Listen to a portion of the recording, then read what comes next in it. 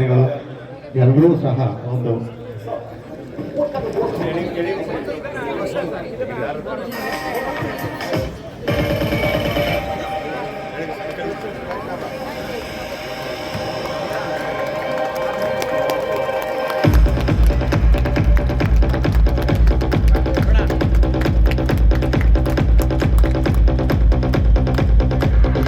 ಮೂಲಕ ಭಾವಚಿತ್ರವನ್ನು ಅನಾವರಣ ಮಾಡಿದಂತಹ ಎಲ್ಲ ಅತಿಥಿ ಗಣ್ಯರಿಗೂ ಈ ಒಂದು ಸಂದರ್ಭದಲ್ಲಿ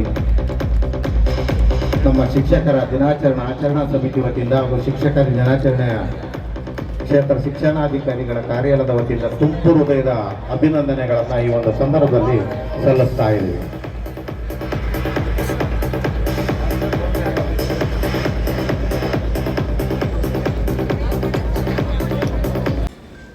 ಗೌರವಾನ್ವಿತ ಮೂಲತಃ ಶಿಕ್ಷಕರಾಗಿದ್ದು ನಂತರ ನಮ್ಮ ರಾಷ್ಟ್ರದ ರಾಷ್ಟ್ರಪತಿಗಳಾದಂಥ ಸರ್ವಪಲ್ಲಿ ರಾಧಾಕೃಷ್ಣರವರ ಜನ್ಮ ದಿನಾಚರಣೆಯ ಅಂಗವಾಗಿ ಅವರು ಮೂಲತಃ ಶಿಕ್ಷಕರಾಗಿದ್ದರಿಂದ 5ನೇ ತಾರೀಕು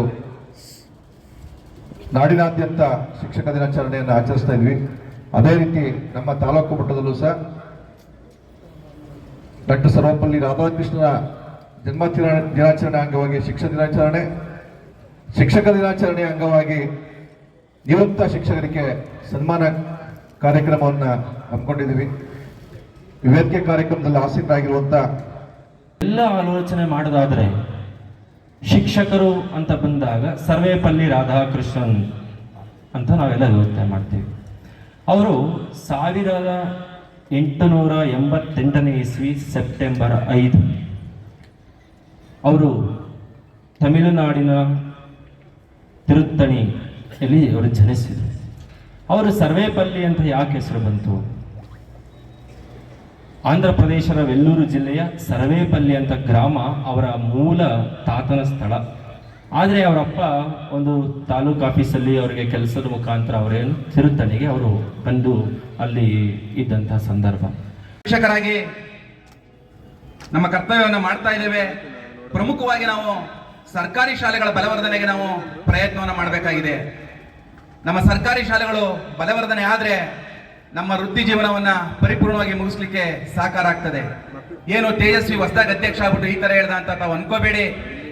ಪ್ರತಿ ಸರ್ಕಾರಿ ಶಾಲೆಗಳಲ್ಲೂ ಕೂಡ ಕಿರಿಯ ಪ್ರಾಥಮಿಕ ಶಾಲೆ ಇರ್ಬೋದು, ಹಿರಿಯ ಪ್ರಾಥಮಿಕ ಶಾಲೆ ಇರ್ಬೋದು, ಆ ಶಾಲೆಗಳಲ್ಲಿ ಅಲ್ಲಿನ ಸ್ಥಳೀಯ ದಾನಿಗಳು ಮತ್ತು ಹಿರಿಯ ವಿದ್ಯಾರ್ಥಿಗಳ ಸಹಕಾರದಿಂದ ಮಕ್ಕಳ ಮನೆ ವಿಭಾಗವನ್ನು ತೆರೆದ್ರೆ ನಮ್ಮ ಶಾಲೆಗಳಲ್ಲಿ ಹಾಜರಾತಿ ಹೆಚ್ಚಾಗ್ತದೆ. ಸ್ವತಃ ನಮ್ಮ ಶಾಲೆಯಲ್ಲೇ ಈಗಾಗಲೇ 7ನೇ ವರ್ಷ ಮಕ್ಕಳ ಮನೆಯನ್ನು ತೆರೆದು ಅಂತ 14 ಶಾಲೆಗಳು ನಮ್ಮ ತಾಲೂಕಿನಲ್ಲಿ ಇದ್ದಾವೆ. ಈಗಾಗಲೇ ಕಳೆದ ಸಾಲಿನಲ್ಲಿ ತಲಾ 1,04,000 ರೂಪಾಯಿನೂ ಕೂಡ ಸರ್ಕಾರದ ವತಿಯಿಂದನೇ ಮಕ್ಕಳ ಮನೆಗೆ ಕೊಟ್ಟಿದ್ದಾರೆ. ಆ ನಿಟ್ಟಿನಲ್ಲಿ ನಾವೆಲ್ಲ ಪ್ರಯತ್ನವನ್ನು ಮಾಡೋಣ ಅನ್ನೋ ಮಾತನ್ನ ಹೇಳಿ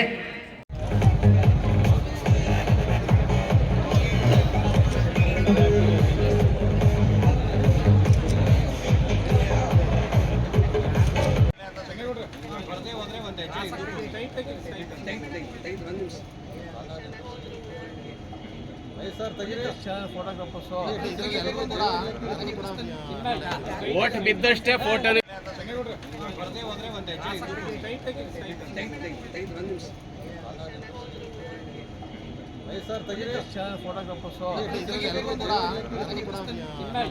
ಓಟ್ ಬಿದ್ದಷ್ಟೇ ಫೋಟೋ